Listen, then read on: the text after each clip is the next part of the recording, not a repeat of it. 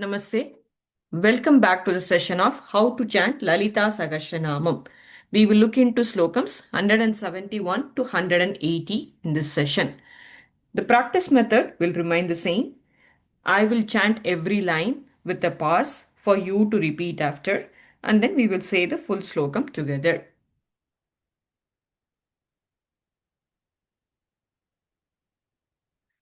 Srimatre Namaha. Dakshina Dakshinaaradhya Darasmera Mukambuja.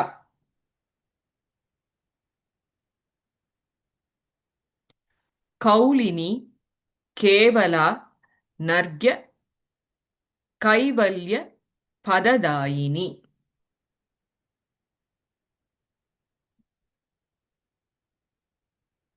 Now the full slokam together.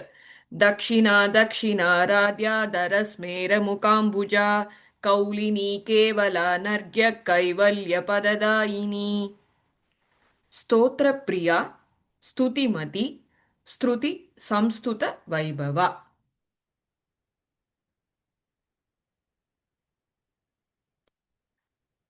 Manaswini Manavati Maheshi Mangalakritihi.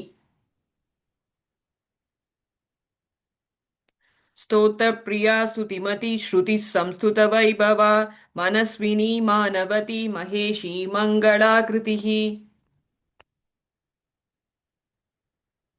विश्वमाता Jagaddhatri विशालाक्षी विरागिनी.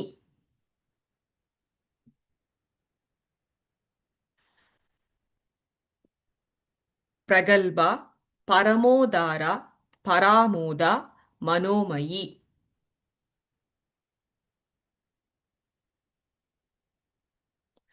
विश्वमाता जगद्धात्री विशालाक्षी विरागिनी प्रगल्भा परमोदारा परामोदा मनोमयी. व्योमकेशी विमानस्था वज्रिणी वामकेश्वरी.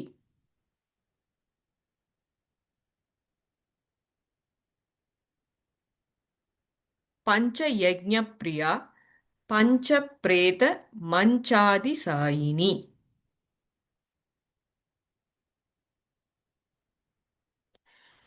व्योमकेशी विमानस्था वज्रिणी वामकेश्वरी पंचयज्ञप्रिया पंचप्रेत मंचादिसायिनी.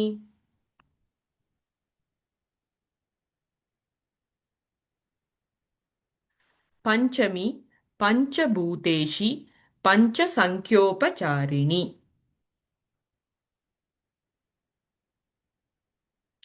शाश्वती शाश्वत ऐश्वर्या शर्मदा शंभुमोहिनी.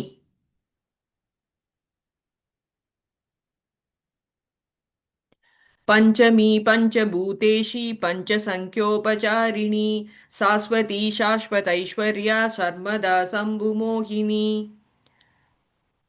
दरा दरसुता धन्या धर्मिणी धर्मवर्धिनी.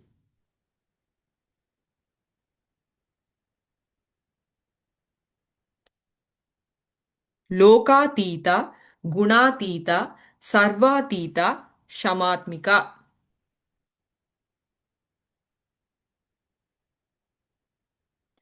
दरादरसुता धन्या धर्मिणी धर्मवर्धिनी लोकातीता गुणातीता सर्वातीता क्षमात्मिका. बंदूक कुसुम प्रख्या बाला लीला विनोदिनी.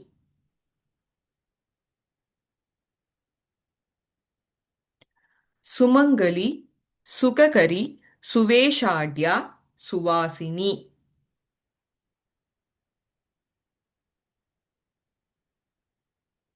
बंदूककुसुम प्रख्या बाला लीला विनोदिनी सुमंगली सुखकरी सुवेशाढ्या सुवासिनी.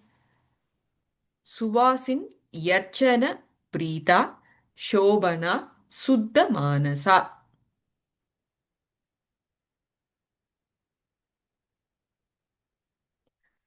बिंदु तर्पण संतुष्टा पूर्वजा त्रिपुरांबिका.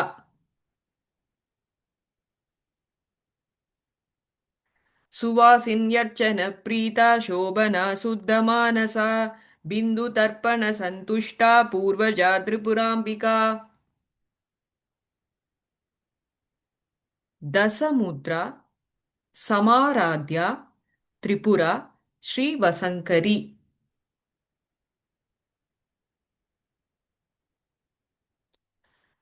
ज्ञानमुद्रा ज्ञानगम्या ज्ञानगेयस्वरूपिणी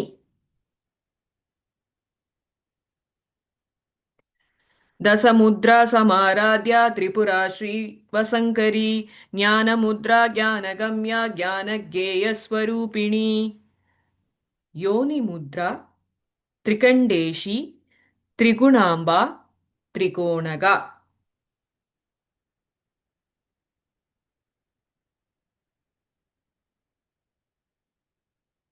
अनगा अद्भुतचारित्रा वाञ्छितार्थप्रदायिनी